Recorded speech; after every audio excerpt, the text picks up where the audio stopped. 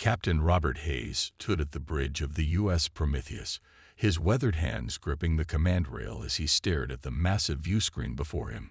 Earth's orbital shipyards floated in the distance, their skeletal frames now mostly empty after the devastating attacks of the past year. The Drachnid Empire had destroyed nearly everything humanity had built in space, but they hadn't found the secret facility where Prometheus was constructed. "Final systems check complete, Captain," Dr. Emma Wilson called from her engineering station. Her red hair was pulled back in a tight bun, dark circles under her eyes showing the countless sleepless nights spent bringing this ship to life. "The solar core is stable and operating at optimal levels." Hayes nodded, his gray eyes reflecting the dim blue glow of the bridge displays. 10 years ago, he had commanded a much smaller ship during humanity's first contact with the Drachnids. That encounter had ended with half his crew dead, and Earth learning the harsh truth about galactic politics. The strong survived, and the weak perished. "Lieutenant Cooper," Hayes called to his weapons officer, "run final checks on all weapon systems." "Yes, sir." David Cooper's fingers danced across his console. The young lieutenant had scored the highest marks ever recorded in tactical training, but his hands still shook slightly. This was his first real combat assignment. All weapons responding. Shield matrix at full power. Through the view screen, Hayes could see the last remnants of Earth's defense fleet. Once, humanity had fielded thousands of ships. Now barely 50 remained, holding a desperate line against an enemy that outnumbered them 100 to 1. The Drachnid Empire had seemed unstoppable, their organic crystal ships immune to most human weapons. But Prometheus was different. "Captain," Araya's calm artificial voice filled the bridge. "I detect 3 Drachnid scout ships entering the system. They will reach sensor range in approximately 17 minutes. Hayes straightened his uniform. Perfect timing. They can witness what happens when you push humanity too far. He pressed the ship-wide communication button on his chair. "All hands, this is the captain." Battle stations. The massive ship hummed to life around them. At 2 kilometers long, Prometheus was the largest vessel humanity had ever built. But its size wasn't what made it special, it was what lay at its heart. "Solar core powering up," Dr. Wilson reported, her voice tight with concentration. "Containment fields are holding steady. We're ready, Captain." Hayes looked around the bridge at his crew. They were humanity's best. Survivors, fighters, geniuses. Commander Susan Parker, his executive officer, gave him a firm nod from her station. Chief Brian Murphy stood ready at security, his massive frame tense with anticipation. "Araya," Hayes commanded, "plot an intercept course with those scout ships. It's time to show the galaxy that humanity is done running." The mighty engines of Prometheus flared to life, pushing the massive vessel forward with impossible grace. As they moved past the defense fleet, cheers and messages of support flooded their communications. "Sir," Cooper called out, "enemy ships have spotted us. They're changing course to attack formation." Hayes allowed himself a small smile. "Just as expected. These scouts are equipped with their crystal lattice hulls, same as all Drachnid ships. Dr. Wilson, would you care to explain why that won't help them today?" Emma stood up, addressing the bridge crew. "The solar core doesn't just power our ship, it lets us harness and weaponize stellar energy itself. Their crystal hulls won't just fail to protect them. They'll amplify our weapons effect." The Drachnid ships grew larger on the view screen, their organic crystal hulls glowing with an inner light. Beautiful, but deadly. They had used that same technology to glass 3 human colonies. "Enemy ships charging weapons," Cooper reported. "Let them," Hayes said calmly. "Dr. Wilson, bring the solar core to full power. Lieutenant Cooper, target the lead ship only. Let's show them exactly what they're dealing with." The bridge crew worked with practiced efficiency as Prometheus moved into position. The Drachnid ships fired first, their energy weapons splashing harmlessly against the new quantum shields. "Solar core at full power," Wilson announced. ready to fire on your command." Hayes took a deep breath. This moment would change the course of the war. The moment humanity showed the galaxy that they weren't helpless prey anymore. Fire. A beam of pure stellar energy erupted from Prometheus, so bright it was almost impossible to look at. It struck the lead Drachnid ship dead center. For a moment, nothing happened. Then the crystal hull began to glow, brighter and brighter, the energy cascading through its lattice structure until the entire ship detonated in a spectacular explosion. The remaining scout ships immediately turned to flee. "Should we pursue, sir?" Commander Parker asked. Hayes shook his head. "Let them run. Let them tell their masters what they saw here today." He turned to address his crew. "The real war begins now. Humanity is taking the fight to them. And with Prometheus, we're going to burn a path right through their empire." The bridge crew cheered, but Hayes kept his expression serious. He knew this was just the beginning. The Drachnids would come back with everything they had, and Prometheus would be ready. Humanity's counterattack had begun. 3 days after destroying the scout ships, Prometheus faced its first real test. A Drachnid battle fleet of 30 ships dropped out of faster-than-light travel right in front of them. Their crystal ships formed a wide circle, trying to trap the human vessel. "They're not taking any chances," Commander Susan Parker said, watching the enemy ships move into position. "That's enough firepower to destroy a small moon." Captain Hayes remained calm in his command chair. "They still don't understand what they're dealing with." Area. Tactical analysis. The ship's AI responded instantly. Enemy fleet consists of 24 destroyers, 5 cruisers, and 1 dreadnought. Their energy readings suggest they've modified their shields since our last encounter. "They've been busy," Dr. Wilson said from her engineering station. She looked up from her displays with a smile. "But not busy enough. The solar core is running even better than in our first battle." Lieutenant Cooper's hands moved quickly over his weapons console. "Sir, they're charging weapons, all of them at once." "Let them come," Hayes said. He opened a channel to the enemy fleet. "This is Captain Robert Hayes of the U.S. Prometheus. You are facing a superior force. Retreat now or be destroyed." The only answer was a barrage of energy weapons that lit up space like 1,000 suns. The shots slammed into Prometheus's quantum shields, creating ripples of blue light across the barrier. "Shields holding at 98%, Chief Murphy reported from his security station. "They're hitting us with everything they've got, and they can barely scratch us." Hayes nodded. "Time to show them what real power looks like. Dr. Wilson, bring the solar core to full power. Cooper, target their dreadnought. Area, calculate firing solution for maximum effect." The dreadnought's crystal matrix is 3 times denser than the scout ships we encountered, Area warned. "We should expect a much larger reaction." "Good," Hayes said. "That's exactly what we want. Fire when ready." The solar core hummed to life, its energy flowing through the ship. The sound reminded Hayes of a sleeping giant waking up. Prometheus's main weapon powered up, and a beam of concentrated stellar energy shot out toward the Drachnid dreadnought. What happened next amazed even the Prometheus crew. The beam hit the dreadnought's crystal hull, but instead of just destroying the ship, the energy began to bounce between all the nearby Drachnid vessels.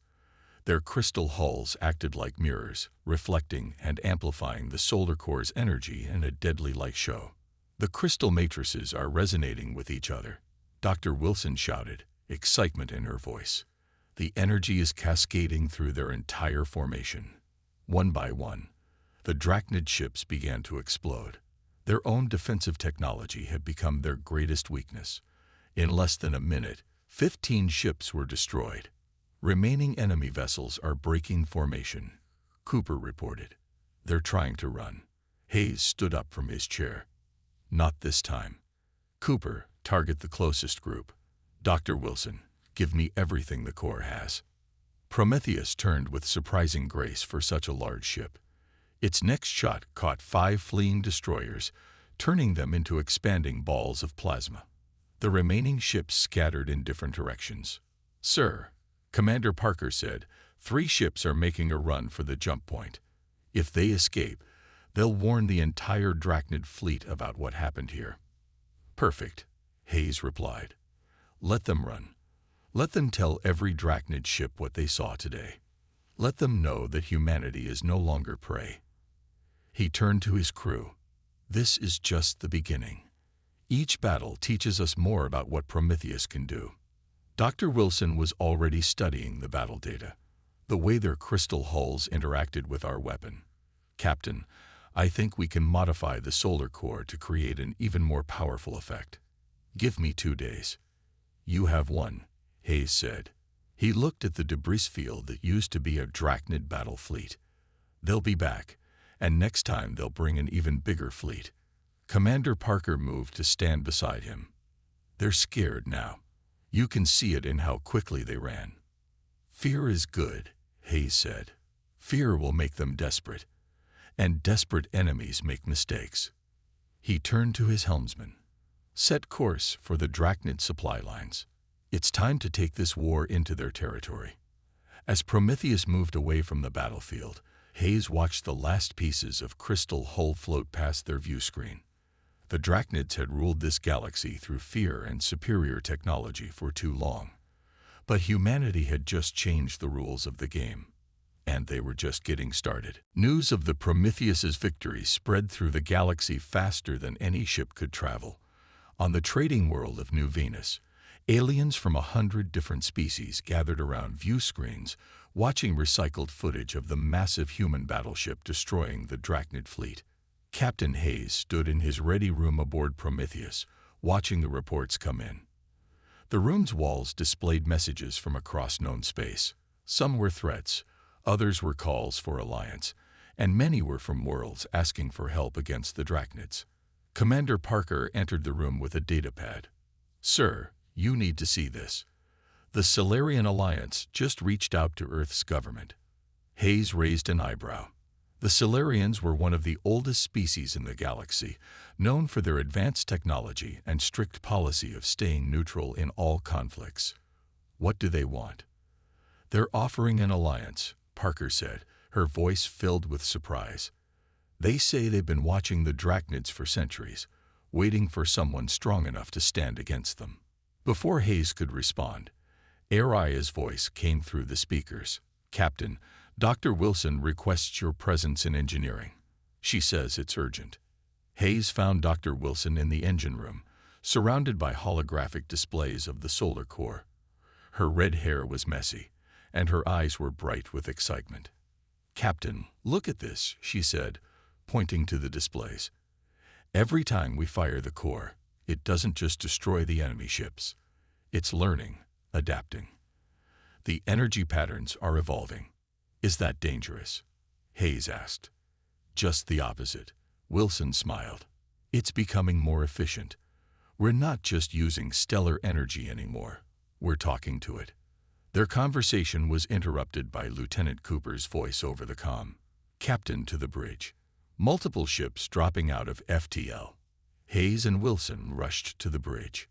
On the main screen, 5 sleek silver ships appeared. They were unlike anything the crew had seen before. "Solarian vessels," Aria announced. "They are broadcasting a peaceful greeting." The main screen lit up with the image of a Solarian ambassador. The alien looked almost human, except for its silver skin and completely white eyes. "Captain Hayes," the ambassador said in perfect English, "I am First Speaker Vale. We have watched your battles against the Drachnids with great interest. Perhaps we can help each other." Hayes studied the alien carefully.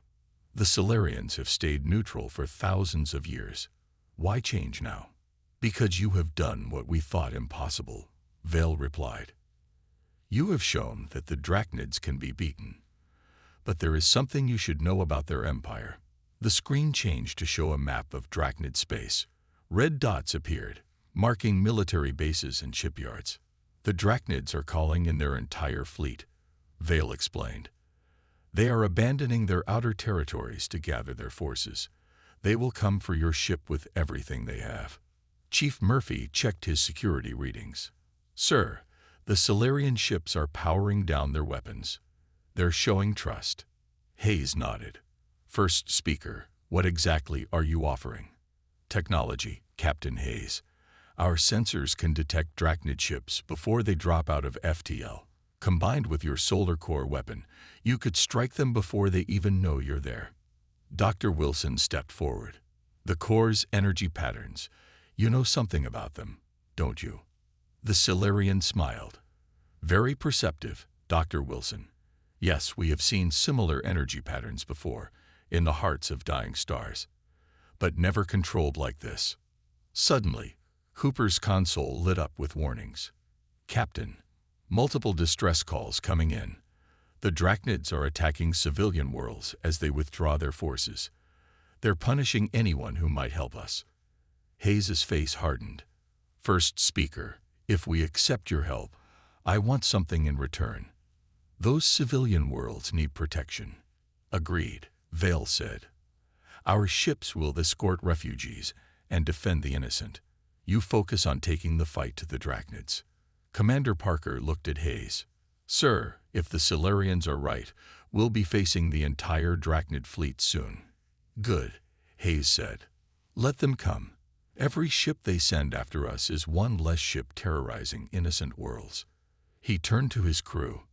"The galaxy is watching us. It's time to show them that humanity doesn't just fight for itself. We fight for everyone who can't fight back." As the Solarian ships moved into formation alongside Prometheus, more messages poured in from across the galaxy. Species that had lived in fear of the Drachnids for generations were rising up. The mighty Empire's grip on the galaxy was weakening. The war was about to enter a new phase, and this time, humanity wasn't fighting alone. With the Solarian sensor technology installed, Prometheus became a nightmare for the Drachnid Empire. Captain Hayes stood at his favorite spot on the bridge, watching as another Drachnid military base exploded in the distance. This was their 5th successful attack in 3 days. "Base destroyed, sir," Lieutenant Cooper reported. "Their defense fleet didn't even have time to launch." "Stop number 5, Commander Parker said, marking off another point on the star map. "The Drachnids are running out of places to hide." Dr. Wilson walked onto the bridge, carrying her usual cup of coffee. "Captain, I've been studying the data from our latest attacks. The solar core is doing something strange." "Strange how?" Hayes asked, turning to face her. "It's like it's getting smarter," she said. "Each time we fire, the energy patterns become more complex. It's almost like the core is hunting the crystal ships on its own." Araya's calm voice joined the conversation. "Confirmed. The core's energy signature has evolved 47% since our first battle. It now requires 30% less power to achieve the same destructive effect." Before they could discuss this further, Chief Murphy's console lit up with alerts. "Captain, multiple Drachnid signatures detected. They're trying to surround us." 12 Drachnid warships dropped out of FTL, their crystal hulls glowing with an angry red light. But something was different about these ships.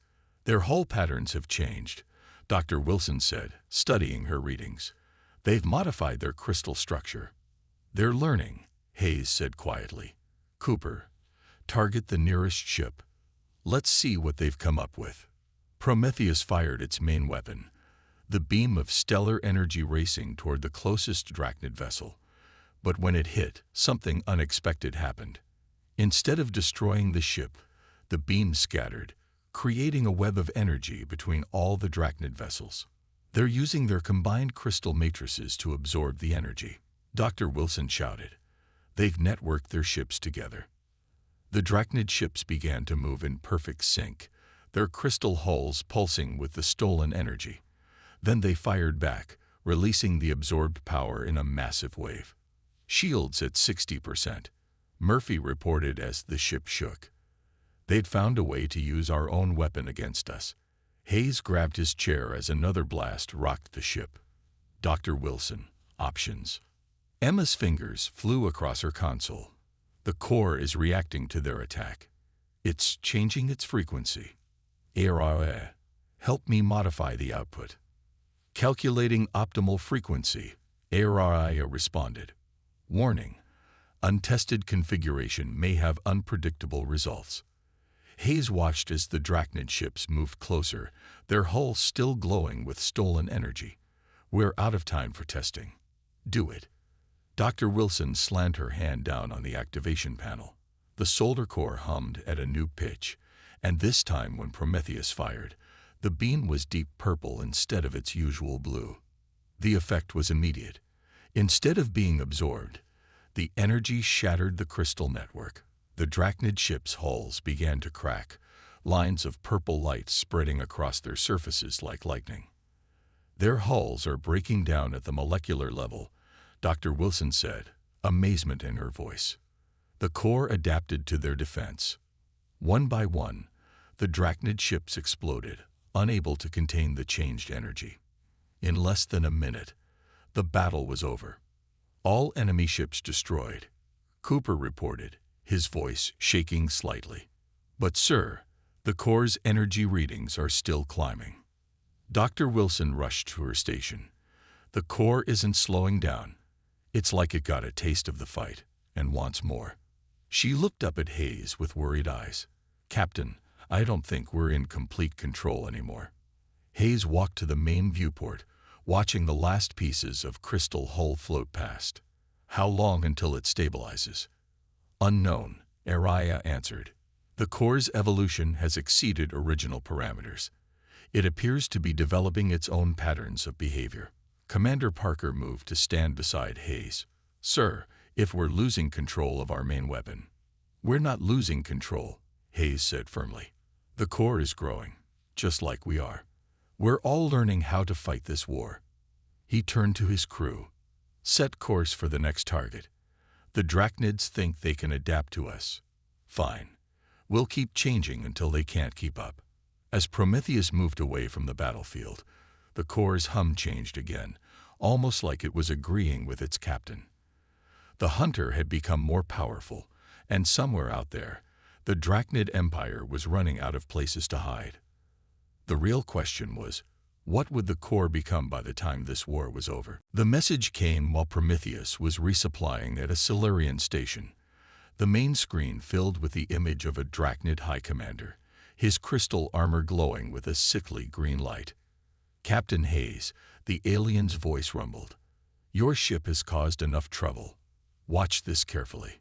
The screen changed to show a massive weapon, shaped like a giant crystal spider. As the crew watched, the weapon fired at an empty planet. Green energy covered the planet's surface, and within minutes, the entire world cracked apart. By the stars, Commander Parker whispered. Every person on the bridge fell silent. The Drachnid commander returned to the screen. We have 20 of these devices. Surrender, Prometheus, or we will use them on Earth and every human colony world. You have 6 hours to decide. The screen went dark. Hayes sat in his command chair, his face hard as stone. Analysis of that weapon, he ordered. The device appears to use crystal technology similar to their ships, but on a much larger scale, the AI reported. Energy readings suggest it could destroy a planet in approximately 8.4 minutes. Dr. Wilson was already working at her station. The crystal structure is like nothing we've seen before. They must have been building these things for years. Can they really reach Earth? Lieutenant Cooper asked, his voice tense. First Speaker Vale is requesting to come aboard, Chief Murphy reported from his security station. Hayes nodded. Grant permission. We need all the help we can get.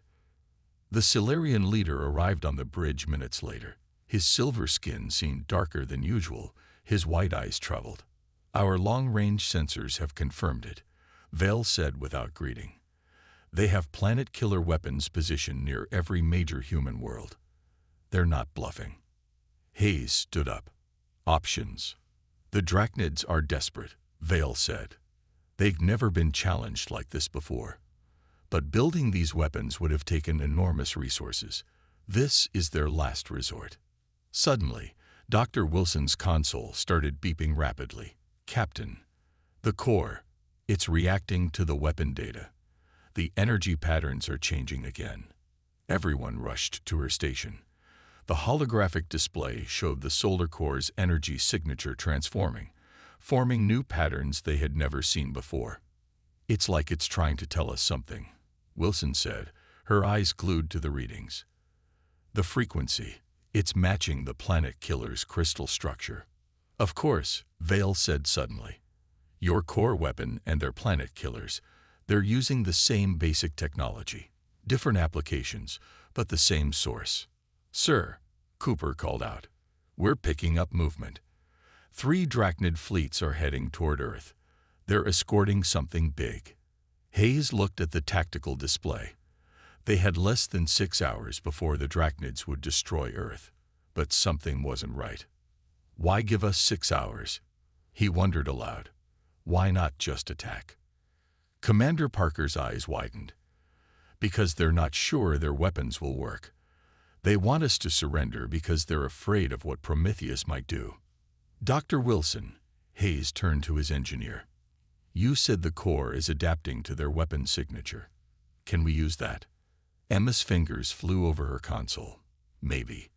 The core seems to recognize something in their technology. If we can get close enough to one of the planet killers, we'll be risking everything on one shot," Cooper said. "Better than surrendering," Hayes replied. He turned to Vale. "Can your ships protect the colonies while we go after their weapon?" The Solarian nodded. "We'll buy you as much time as we can." "Sir," Aria's voice had an unusual edge to it. "I'm detecting an unauthorized access attempt in the engineering systems. Someone on board is trying to disable the core." Hayes's face darkened. "A saboteur. The Drachnids wanted 6 hours to give their spy time to disable us. Security teams to engineering," Chief Murphy ordered immediately. "Lock down all sensitive areas. Dr. Wilson, stay here and work on the core readings," Hayes ordered. "Commander Parker, you have the bridge. Cooper, you're with me. Let's find our uninvited guest." As Hayes headed for the turbolift, he could feel the ship's hum changing. The core was evolving again, preparing for its biggest challenge yet. They had one chance to save Earth, a traitor on board, and 5 hours left. The hunter had become the hunted, but Hayes wasn't about to let humanity down. Not when they were so close to winning the war. Captain Hayes and Lieutenant Cooper raced through Prometheus's corridors, following Aria's directions to engineering. Security teams reported in from all sections of the ship, searching for the saboteur. "Life signs detected in Junction 47, Aria announced. "The saboteur is attempting to access the core's main power lines." They rounded a corner to find one of their own crew members, Ensign Peters, cutting into a wall panel. The young officer spun around, his eyes now glowing with the same green light as Drachnid crystal technology. "They got to one of our own people," Cooper said in shock. "Not exactly," Hayes replied, drawing his weapon. "They replaced him." "How long have you been on my ship?" he asked the imposter. The false Peter smiled, his skin starting to crack like breaking crystal. "Long enough to learn your weaknesses, human." Green energy leaked from his cracking skin. "The planet killers are just the beginning. Your core technology belongs to us now." Before anyone could move, the imposter exploded in a burst of crystal shards. The blast knocked Hayes and Cooper off their feet. "Captain," Dr. Wilson's voice came through the comm. "The core is reacting to that energy signature. It's the same crystal frequency as the planet killers." Hayes picked himself up. "Can you use it?" "Already working on it. Get back to the bridge. We have less than an hour before they reach Earth." On the bridge, Commander Parker had the tactical display ready. 3 Drachnid fleets surrounded a massive crystal structure. The planet killer weapon heading for Earth. Solarian ships were engaging the outer edges of the fleet, but they couldn't get close to the main weapon. "Status report," Hayes ordered as he took his chair. "The Drachnids are powering up the planet killer," Parker reported. 4 human colony worlds are already reporting similar weapons in their systems. Dr. Wilson looked up from her station. Captain, I've analyzed the saboteur's crystal signature. The core is adapting to it, just like it did with their ships. But we'll need to get much closer to the planet killer. How close? Hayes asked. Point-blank range, Wilson replied. We have to hit it directly. Cooper checked his weapons display. Sir, even with our shields, we'll never survive getting that close to their entire fleet. We might not have to, Commander Parker said suddenly. Look at the Solarian attack pattern. They're drawing the Drachnid ships away from the planet killer. Hayes studied the display. Because the Drachnids think we'll try to run. They don't expect us to charge straight at their weapon. He opened a channel to the Solarian ships. First, Speaker Vale, can you keep their fleet occupied for 3 minutes? We'll give you 5, Vale replied. Make them count. Hayes stood up. All hands, battle stations. Cooper, plot a direct course for that weapon. Dr. Wilson, give the core everything it's got. Prometheus turned toward the massive planet killer. The huge crystal weapon looked like a demon's spider web in space, green energy pulsing through its structure. Drachnid ships are breaking off to intercept, Cooper reported. Ignore them, Hayes ordered. All power to forward shields. Calculate the exact point where the core's energy will have maximum effect. The ships shuddered as enemy fire struck their shields. The Solarian fleet engaged brilliantly, drawing away as many Drachnid ships as they could, but some still got through. Shields at 40%. Chief Murphy called out. We're not going to survive many more hits. We won't need to, Dr. Wilson said. The core is perfectly aligned with their weapon's crystal matrix, ready to fire. The planet killer's green energy began to build. They could see Earth in the distance, beautiful and blue, completely unaware of how close it was to destruction. Fire, Hayes ordered. The core's beam lanced out, but this time it was neither blue nor purple. It shone with pure white light, like a newborn star. When it struck the planet killer, the effect was beyond anything they had seen before. The massive weapon's crystal structure didn't just break, it transformed. The green energy turned white, spreading through the weapon's entire framework. Then, in a chain reaction, the energy jumped to every Drachnid ship nearby, their crystal hulls resonating with the same frequency. Their own crystal technology is turning against them, Dr. Wilson shouted in triumph. The entire Drachnid fleet lit up like a new constellation.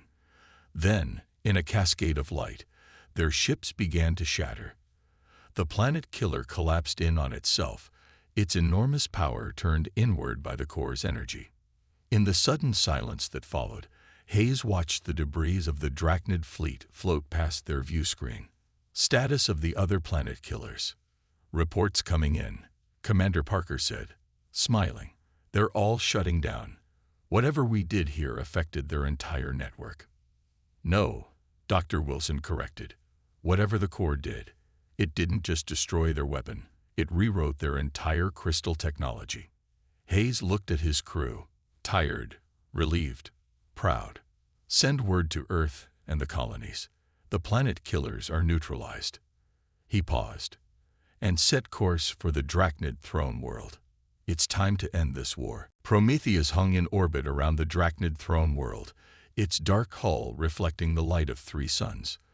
The planet below was entirely covered in crystal structures, like a giant geode cracked open in space. No ships in orbit, Lieutenant Cooper reported. They're not even trying to stop us. Because they can't, Dr. Wilson said, looking up from her console. The core didn't just destroy their weapons, it changed their entire crystal network. They're defenseless. Captain Hayes stood at his usual spot on the bridge, hands behind his back. Area, scan the surface. Where's their leadership?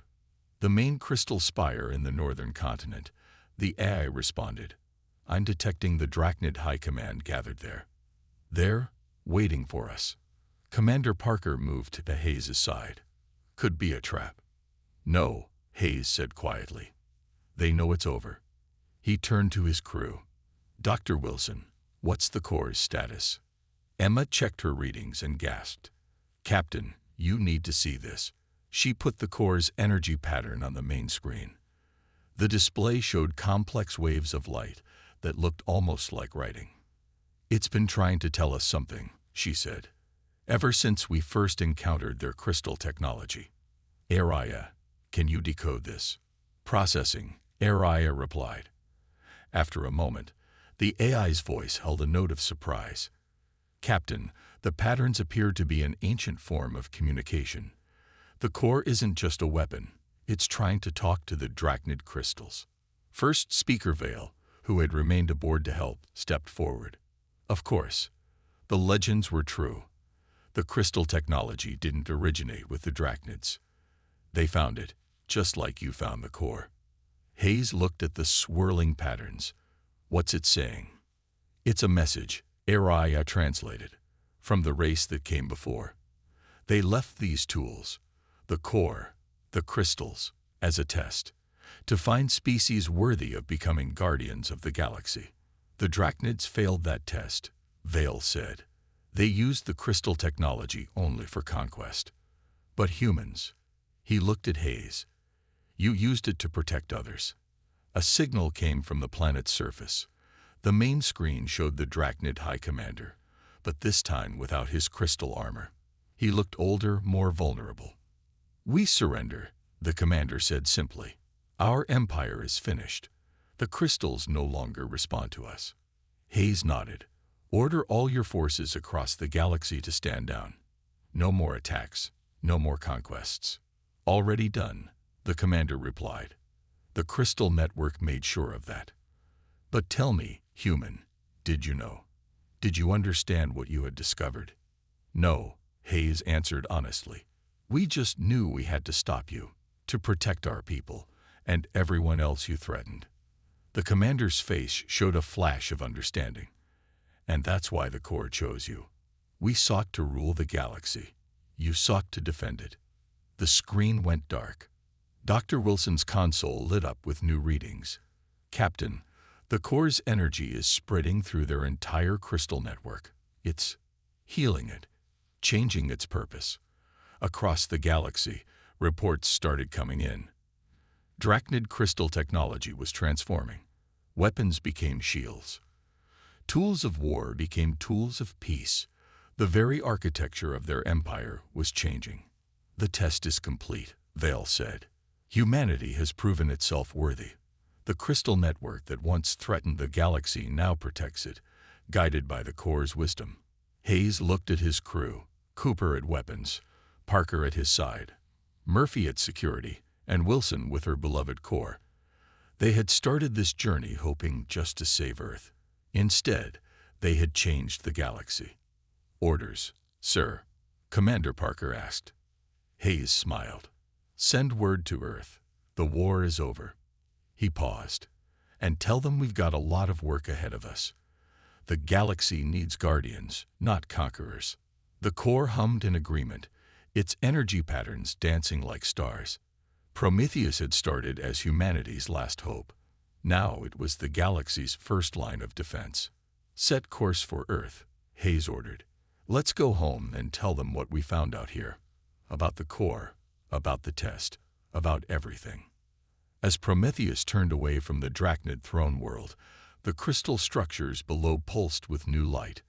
Not the angry red of war, but the peaceful blue of protection. The same color as Earth's oceans, as humanity's new purpose in the stars. The hunters had become guardians, and somewhere in the vast network of crystal and light, ancient beings nodded in approval. Their test had finally found its worthy inheritors.